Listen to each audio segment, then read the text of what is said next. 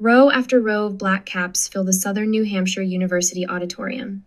I scan the faces of proud families clutching bouquets, balloons bobbing against the ceiling, phones raised high to capture every precious moment.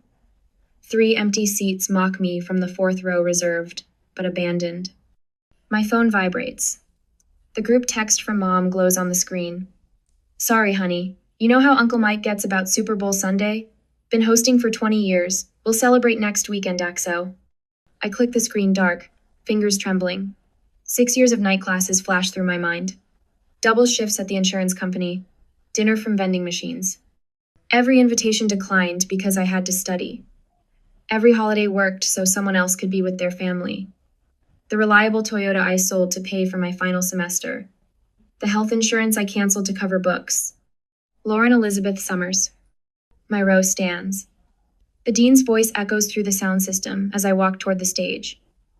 My sensible heels click against the hardwood, the only pair I own, bought at Goodwill for interviews. The weight of my graduation gown feels heavier with each step. Bachelor of Business Administration, summa cum laude. The dean's smile is warm as she hands me my diploma. I force my lips to curve upward, but my eyes keep drifting to those empty seats. The paper in my hands represents thousands of hours of sacrifice. Endless nights hunched over textbooks while my family hosted neighborhood parties downstairs, telling me to study in my room because you're the one who wanted this degree so badly. My chest tightens as I return to my seat. The ceremony continues, but I barely register the remaining names. My phone buzzes again. Dad this time. We'll catch the next one. The next one. Like, I'm going to spend another 6 years earning another degree just so they can skip that graduation too. Just like they skipped my community college graduation 3 years ago. Car trouble, they said. But Facebook showed them at my brother Jack's Super Bowl party, Mom proudly displaying her 7-layer dip, Dad wearing his lucky jersey. The same brother who borrowed $3,000 for rent last year. I found out through his Instagram story him waving Super Bowl tickets, caption reading, "Sometimes you gotta treat yourself." The dean's closing remarks fade into background noise. All I can hear is the echo of conversations that should have warned me. Lauren, honey, you're so good with money. Your father just needs a little help with the mortgage. Come on, sis, what's family for if we can't help each other out? You're not using your savings for anything important right now anyway. The ceremony ends. Families flood the aisles, wrapping graduates in tearful embraces. I stand alone in my wrinkled gown, the February wind whipping through the open doors of the auditorium. My diploma case feels like ice in my hands. I dial Mom's number, stepping into the cold parking lot. My eyes blur as I listen to the ring, watching happy families stream past with armfuls of flowers. Oh, Lauren, how was it, sweetie? Mom's voice carries the artificial brightness she uses when she knows she's done something wrong. In the background, I hear the clinking of dishes, the rumble of crowd noise, the sportscaster's voice announcing the pre-game show. How was it? My voice cracks. How was walking across that stage knowing nobody who claims to love me bothered to show up? Now, honey, you know it's tradition. Uncle Mike's been hosting for 20 years. I spent 6 years earning this degree, Mom. 6 years. Don't be dramatic. The sympathy in her voice vanishes. It's just a piece of paper. You can show it to us next weekend. Dad's voice carries through the phone. Tell her we'll catch the next one. The next one. Like this moment could ever be recreated. Like 6 years of my life meant nothing more than a minor scheduling conflict. I stand in the February cold, tears freezing on my cheeks, and finally see the truth I've been avoiding. They never saw me. They only saw what I could do for them. The reliable daughter. The human ATM. The one who would sacrifice everything to keep them happy while they gave nothing in return. My fingers move across the phone screen, pulling up the airline app I downloaded months ago but never had the courage to use. A one-way ticket to Colorado appears. The Vail Mountain Lodge spa package I've dreamed about but always dismissed as selfish. One click. My first truly selfish act in years. The confirmation email arrives as I walk to my car, diploma clutched against my chest like a shield. Behind me, the last families exit the auditorium, their laughter and celebration fading into the winter air. Would you have forgiven your family for missing the biggest day of your life? I already know my answer. With these thoughts, I went home and started preparing for my upcoming trip. Now, a week later, the hot stones trace a path along my spine, each point of warmth melting 6 years of tension. My first real massage. A gift to myself that would have bought 3 textbooks last semester. My phone vibrates against the wooden table beside me. Again. The 13th time in 2 hours. Would you like me to put that in airplane mode for you? The masseuse's voice floats through lavender-scented air. Her hands never stop their gentle pressure. No, the word catches in my throat. I need to know. Need to know what fresh disaster my family creates while I hide in this mountain sanctuary. Need to see how they spin my disappearance. Need proof I made the right choice. The stones shift to my shoulders. My phone buzzes again. Tara's text breaks through the barrage of family messages. Check Facebook when you can. You need to see this. The massage ends too soon. I wrap myself in the plush robe provided by Vale Mountain Lodge, hands shaking as I unlock my phone. 3 voicemails, 14 texts. 1 email with the subject line, "Your mother is crying." I start with Mom's voicemail. "Lauren, honey, I hate to ask, but we're a little short this month. Just need $500 for groceries. You know how prices are these days." Dad's message follows. "Princess, remember that loan I mentioned? The bank needs a co-signer, nothing to worry about, just a formality, call me back." Jack's voice drips with familiar manipulation. "Sis, you'll never believe what happened. Lost my wallet at Uncle Mike's. Need to borrow some cash until payday. Don't tell Mom and Dad, okay?" My finger hovers over Tara's message. The robe suddenly feels too warm, too confining. I open Facebook. The first post punches the air from my lungs. Mom's perfect 7-layer dip arranged on Uncle Mike's coffee table. Another successful Super Bowl spread. 20 years of tradition. The timestamp matches my graduation ceremony. Jack's post follows. Put $5K on the Chiefs. Who's with me? Posted an hour after texting me about his lost wallet. Comments flood the photos. Relatives praising Mom's cooking. Friends congratulating Jack on his bet. Dad sharing links to next year's Super Bowl packages. Not one mention of my graduation. Tara's message blinks. "There's more. Check your credit report." The spa's Wi-Fi crawls as I log into Credit Karma. Unauthorized inquiries litter my report like cigarette burns. Chase, American Express, 3 different store cards, all within the past month. My phone rings. Mom's number. "Have you thought about that grocery money, honey? Times are tight." The stones from my massage sit in a heated basket nearby. I imagine hurling them through the window, watching the perfect Colorado snow shatter like my illusions. "Lauren, are you there? Times aren't tight enough to skip betting on the Super Bowl, are they?" Silence crackles through the connection. Then, "Jack shouldn't have posted that. He's just excited." Stop. My voice sounds foreign, stretched tight across fury and grief. "I saw the pictures, Mom. While I walked across that stage alone, you were arranging dip on Uncle Mike's coffee table. Now, Lauren, family helps family. That's what we do." Family helps family. The laugh tears my throat. Is that why there are credit inquiries I never authorized on my report? The silence stretches longer this time. In the background, I hear Dad's voice. "Is that Lauren? Tell her about the loan." "Don't you dare." The words slice through Mom's excuses. "Don't you dare ask me for one more thing." My finger finds the block button as Dad's voice rises. The screen goes dark. Relief floods my system, chased immediately by crushing guilt. Good daughters don't block their parents. Good daughters don't run away to luxury spas while their families need help. My phone lights up with Tara's call. I talk to my cousin Sarah. She's a lawyer, specializes in identity theft. She says you need to file a police report immediately. I can't do that to them. The words come automatically, programming too deep to override. They're family. Honey, family doesn't steal your identity. Family doesn't miss your graduation for a football game. Family doesn't. A knock interrupts. The spa concierge stands in my doorway, concern etched across her features. "Miss Summers? We've upgraded you to our Mountain View suite. No charge." I didn't ask for. "You're not the first person I've seen make these calls." She steps inside, closing the door softly. "My mother emptied my accounts the day I graduated college. Said I owed her for raising me." The tears finally break free. She hands me a tissue, then another. "The suite has a better security system," she adds quietly. "And a private entrance." My phone vibrates. Another credit alert. They opened a Macy's card in my name yesterday. I pick up my phone, hands steady now.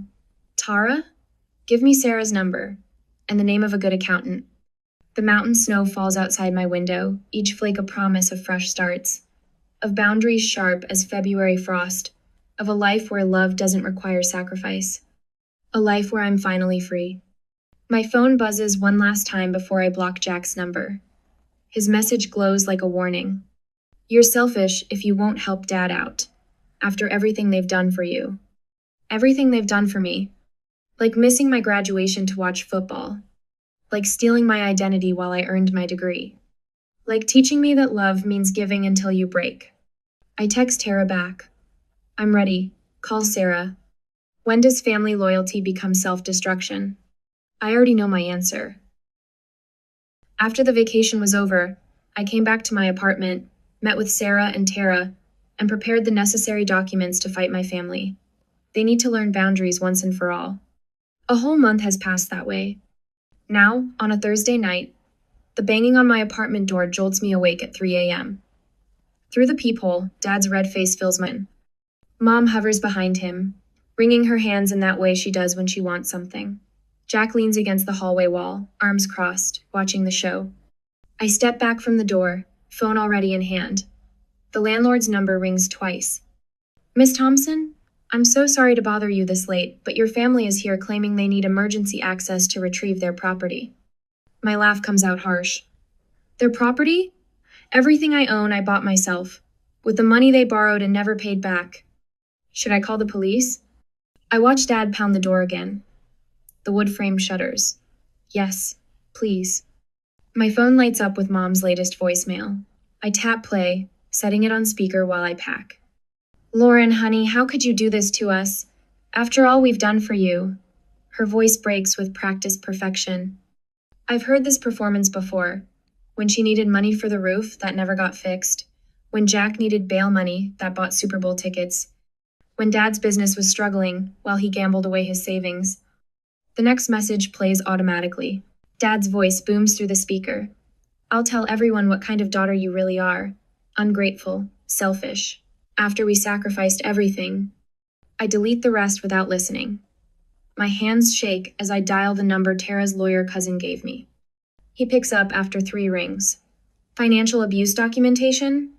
The advisor's voice carries no judgment, just quiet competence. Bring everything you have.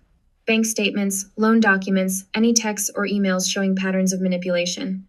I entered my cabinet 2 minutes later. My filing cabinet yields 6 years of evidence.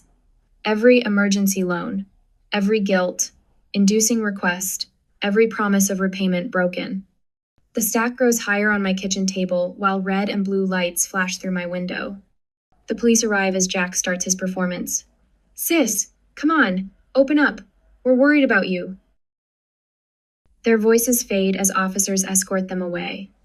I sink into my chair, surrounded by papers that tell the story of my family's betrayal in cold, hard numbers.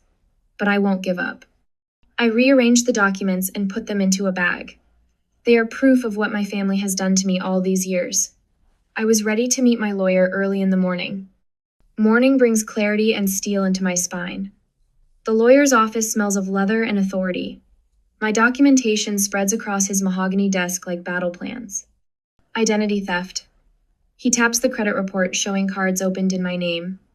Unauthorized loans. Financial coercion. Each term lands like a hammer, nailing down the coffin of my family's manipulation. The email he helps me craft takes 10 minutes to write and a lifetime of courage to send. Any further contact will go through my attorney. Attempts to contact me directly will be documented as harassment. I expect silence. Instead, my laptop screen fills with their faces, a video call I shouldn't answer but do. One last time. Dad's mask slips instantly. You owe us. We raised you. Raised me? The words taste like vinegar. You raised me to be your personal bank, your safety net, your get-out-of-jail-free card. Jack's face reddens. You think you're better than us now, with your fancy degree and your... Better? No, just awake. Mom's tears start right on cue. When they don't work, her expression hardens. We're your family. Family helps family. Family doesn't steal identities. Family doesn't open credit cards in their daughter's name. Family shows up for graduation. The screen goes black. After the meeting, I went straight back to my office for further preparations. The same day, the atmosphere at my office feels different, safer. Messages of support flood my phone. Tara's flight confirmation to help me move. An offer of temporary housing in Portland from the spa retreat owner who witnessed my breakdown. The Portland job offer arrives that afternoon. 6 figures, signing bonus. A fresh start 3,000 miles away. My hands steady as I download the credit freeze forms. The cease and desist letter goes out certified mail.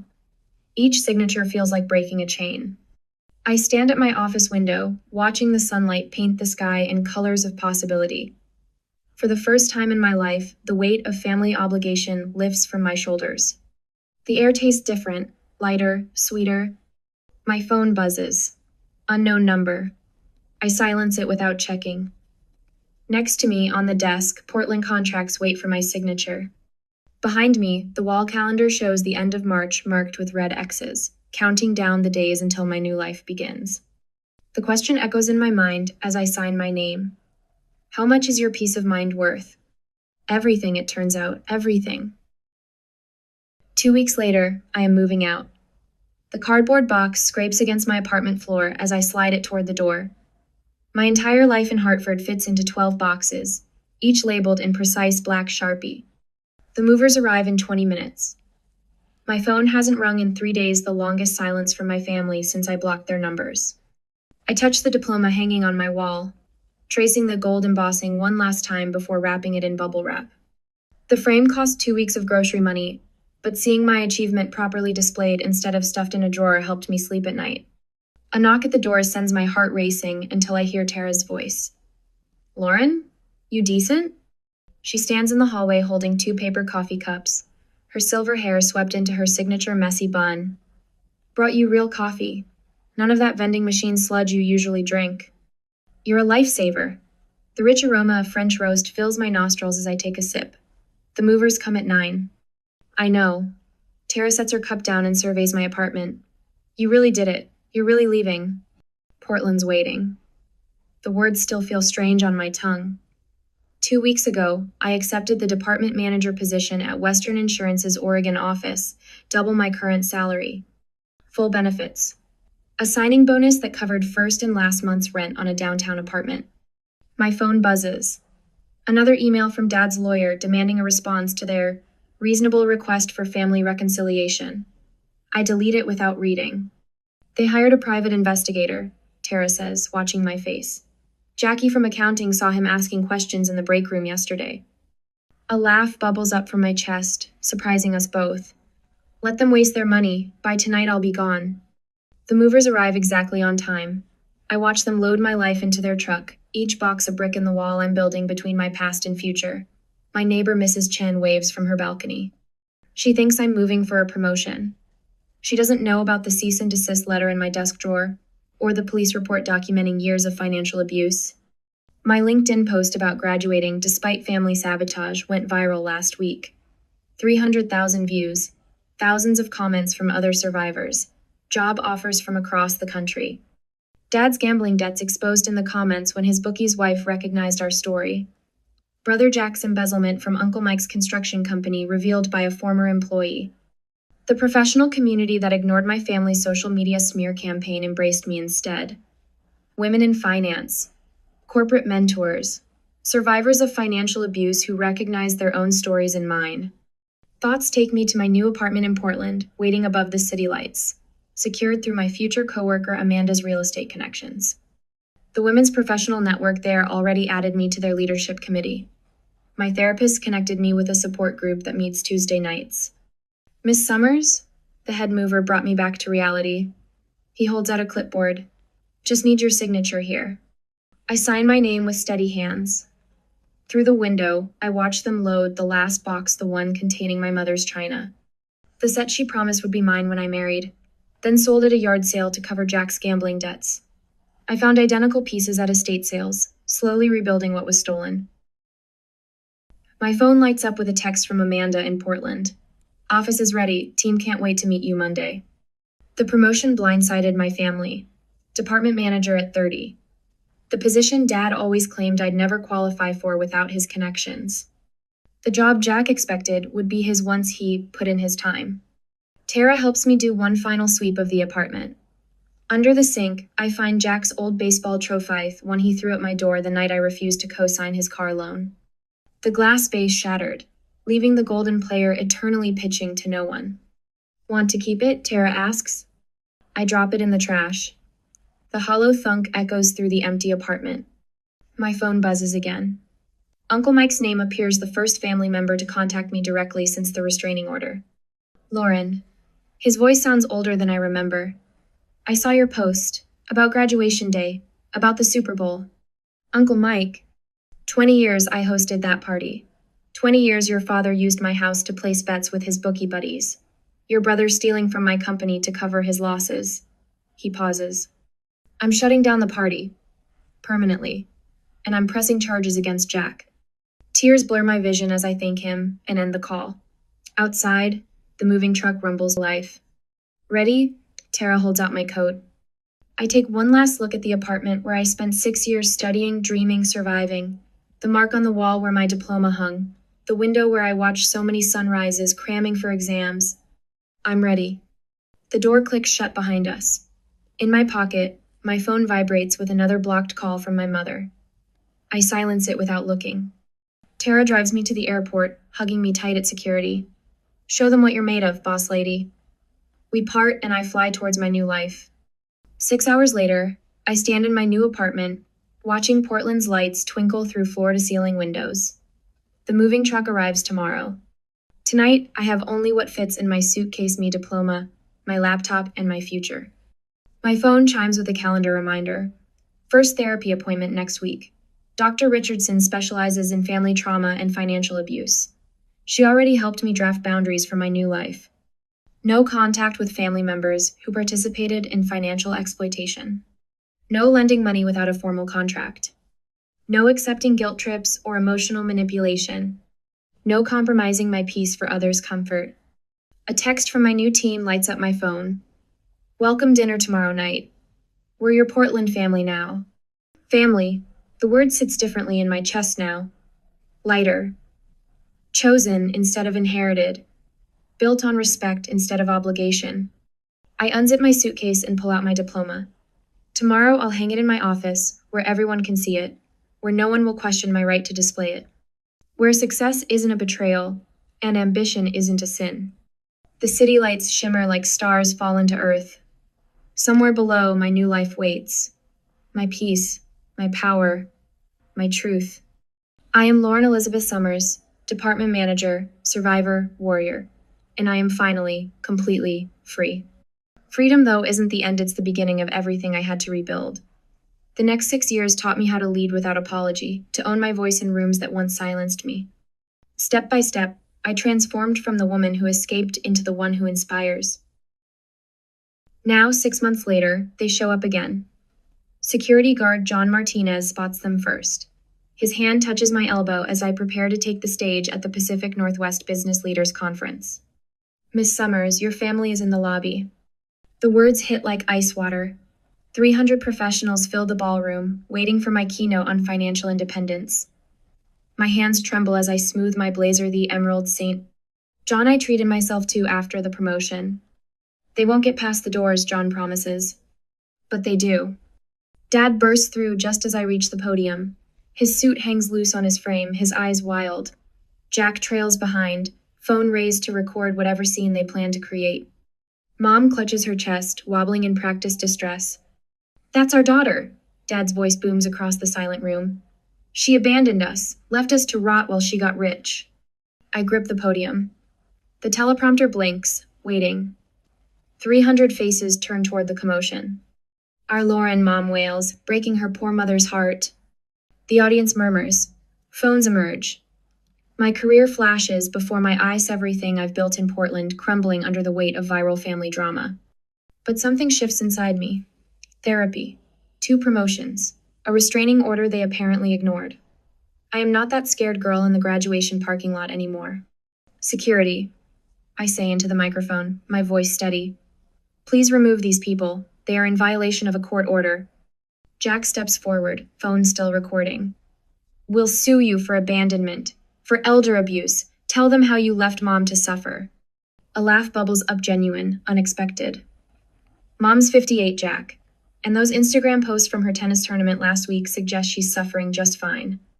The audience titters. Mom drops her hand from her chest, face flushing. You ungrateful little... Dad lunges toward the stage. 4 security guards intercept him. The crowd gasps. Phones flash, but I don't flinch. Ladies and gentlemen, I say into the microphone, you're witnessing exactly why I'm passionate about financial independence. Sometimes the people who should protect you are the ones you need protection from. They drag my family out, Dad shouting about ungrateful children, Mom's theatrical sobs echoing. Jack's phone keeps recording until security confiscates it. The room falls silent. I take a deep breath, straighten my shoulders. My keynote today was going to be about investment strategies, but let's talk about something more important, how to recognize when love becomes a weapon. For the next hour, I tell them everything. The graduation betrayal, the stolen identity, the years of manipulation. The audience leans forward, spellbound. When I finish, they rise as one applause thundering through the ballroom. Margaret Chen from Penguin Random House catches me afterward. We need this story, she says, pressing her card into my hand. Full manuscript on my desk in 6 months? I just nod and go out of the conference room. But the show isn't over. That moment, Dad's latest attorney has 4th fidgets in the lobby. Miss Summers, perhaps we could discuss a settlement? I open my briefcase and show him my documents. Perhaps we should discuss the credit cards opened in my name, fraudulent loan applications, social security number theft. Color drains from the attorney's face as I lay out document after document. 6 years of evidence, bank statements, credit reports, forged signatures. I'll need to consult with my clients, he stammers. No need. A new voice joins us. Detective Sandra Morris holds up a warrant. Robert and Jack Summers, you're under arrest for identity theft and wire fraud. They lead my father and brother away in handcuffs. Mom crumples onto a bench, her performance finally reaching its finale. Lauren, please, she whispers. They didn't mean it. We can still be a family. I study her face the familiar lines, the manipulation behind her tears. For the first time, I feel nothing but pity. We stopped being a family the day you chose Super Bowl Sunday over my graduation.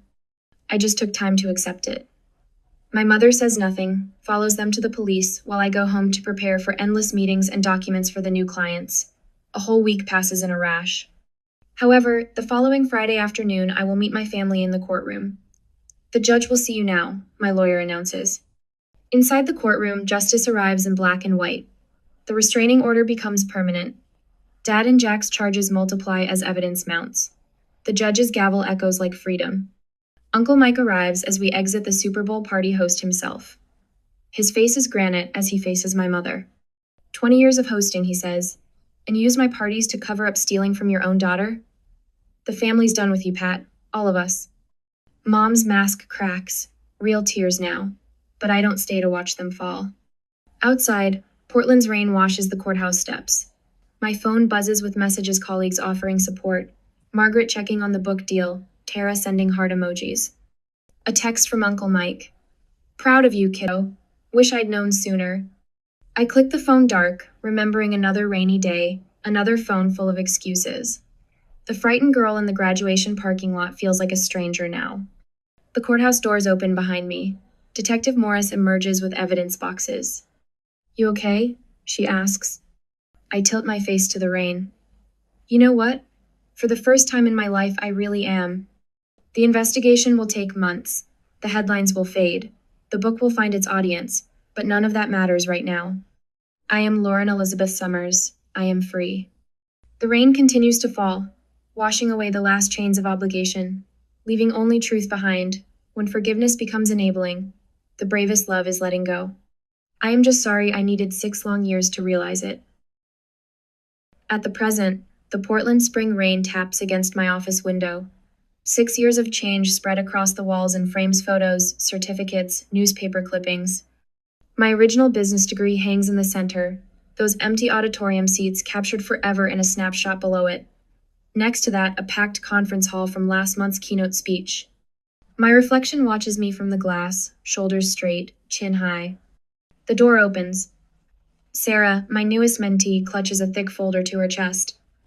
The bank statements you asked for. Her voice trembles. Dad opened 3 credit cards in my name. I gesture to the chair across from my desk. The leather creaks as she sinks into it, shoulders hunched exactly like mine used to be. You're already ahead of where I was, I tell her. You caught it early. Her eyes drift to the wall of photographs. Will I ever stop feeling guilty? The question echoes through 6 years of therapy sessions. Dr. Patterson's voice comes back to me. Guilt is the ghost of expectations we never chose to carry. The guilt changes shape, I say. It becomes something else, something stronger. The intercom buzzes. Miss Summers, your 4 o'clock is here early. The scholarship committee? I smile at Sarah. Want to sit in? See where this path can lead? She nods, spine straightening just a fraction. The conference room fills with board members, successful professionals who've become my chosen family. Tara, my best friend since that first devastating graduation day, takes her usual seat beside me. Under the table, she squeezes my hand. The Lauren Summers Scholarship Fund, I begin, will provide full tuition for survivors of family financial abuse. My voice carries strength I once thought impossible. Every recipient receives mentoring, legal support, and trauma counseling. The projector illuminates our first-year goals. My hand touches the diploma in my pocket, the one I earned 6 years ago. Master's in Business Administration. This time, every seat held someone who chose to be there. Who chose me? Tara and her husband whooped the loudest when I crossed that stage. My therapy group brought flowers. My team from the Financial Abuse Survivors Network filled an entire row. Even my landlord came, the woman who changed my locks that first terrifying night in Portland when my family tried to break in. The meeting ends with unanimous approval. Sarah's eyes shine as board members share their own survival stories. The shame that once paralyzed her begins to crack. Back in my office, I prepare for tonight's TED Talk. Breaking the chains, recognizing family financial abuse glows on my laptop screen. My phone buzzes with a text from Mark. Dinner reservations at 8, proud of you, babe. 3 years of dating, and he's never once asked to borrow money. Never made me feel selfish for having savings. Never questioned why I keep separate accounts. The autumn sun sets behind Portland's skyline as I pack up. My office wall holds one last photo last year's Friendsgiving feast. 20 survivors turned family, crowded around my dining room table. Some crying, some laughing, all healing. My therapy journal sits open on the desk. Today's entry reads, "Peace isn't the absence of conflict, it's the presence of choices." The elevator carries me down to the lobby where Mark waits. His smile reaches his eyes the first thing I noticed about him. No hidden agenda. No manipulation. Ready for your big night? He offers his arm. I think of that frozen February morning, standing alone in a parking lot with my first diploma, of Uncle Mike's Super Bowl party that my family chose over my graduation, of my brother's stolen money and my father's gambling debts. I nodded and smiled, and we went to the parking lot. He drove to the event. An hour later, the stage lights warm my face as I take the microphone. 3,000 people lean forward in their seats. My chosen family scattered throughout the crowd, tissues ready. The best revenge, I begin, is a life well lived. But the greatest victory, that's helping others live well too. The words flow without rehearsal. I tell them about empty seats and broken promises, about the weight of expectations and the freedom of boundaries, about building a family from scratch, based on respect instead of blood. In the front row, Sarah sits straighter than I've ever seen her. Behind her, dozens of survivors I've mentored. Their faces reflect back the strength they found within themselves. My hand touches the diploma in my blazer pocket. Not the old one, the new one. The one earned in an auditorium full of love. The standing ovation thunders. Mark beams from his seat. Tara whistles through her fingers. My therapy group bumps fists. The next day, in my office, I adjust the frame holding both graduation photos. Empty seats beside full ones. Broken dreams beside realized ones. My reflection meets my eyes in the glass. The scared girl from that parking lot is gone. In her place stands a woman who finally understands. Sometimes the family you lose is the price of the family you find. I touch my original diploma one last time before heading home. Tomorrow brings another survivor through my door, another chance to turn pain into power. My phone lights up with a text from Sarah. Thank you for showing me what's possible. I smile, typing back 4 words that took me years to learn. You were always possible.